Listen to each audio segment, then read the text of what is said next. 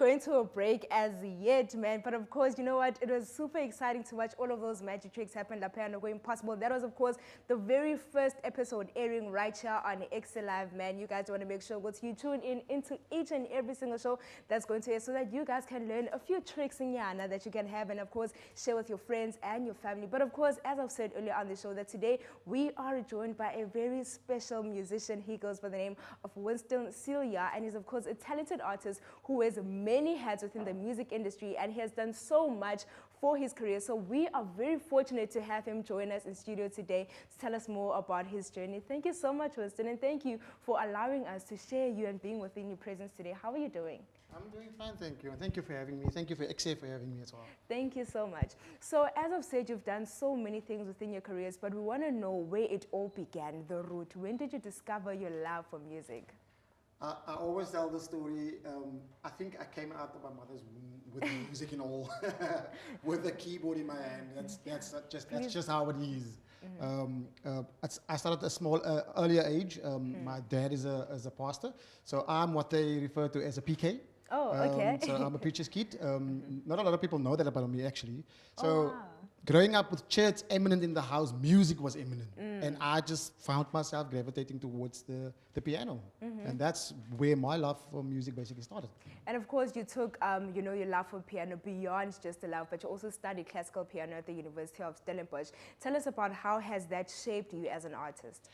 That's actually weird because I started classical piano at a very late age. Normally, you will start classical piano from the age of 7. So growing up the way that I did, I didn't have those opportunities, which were all fine. But then at the age of I think it was 22, 23, I ended up enrolling myself at the Stellenbosch University to study classical piano. And for me, that was just a means as to an end. But that has opened up so many doors for me because now that was teaching me things which I already knew. I could just not put names to things. I couldn't say, oh, this is the G minor 7th chord, and this is, I couldn't. I could play, but I couldn't. But after finishing that, obviously, learning to read sheet music at the age of 23, 24, that was a struggle. That was a struggle, but that opened up the industry for me, I would like to say, because it opened up so many other doors because now I could do so much more in terms of scoring music and reading music. And of course, I wanted to talk about your schooling part of it because you've taken that passion you have now for piano and you're now teaching other people as well. That's right. Tell us about how that transition has been from being a student yourself to now being the teacher. Your questions. So, funny thing, I never saw myself as a teacher, even from school. I never ever saw myself. I never saw myself teaching anybody else anything for that matter, let alone music. And at school, I was actually told, when they started seeing that I'm lingering towards music, no, there's no career in music. Why are you doing this? Because I was in school being an A student on school, academically driven, and then somehow I ended up as an artist, as a musician.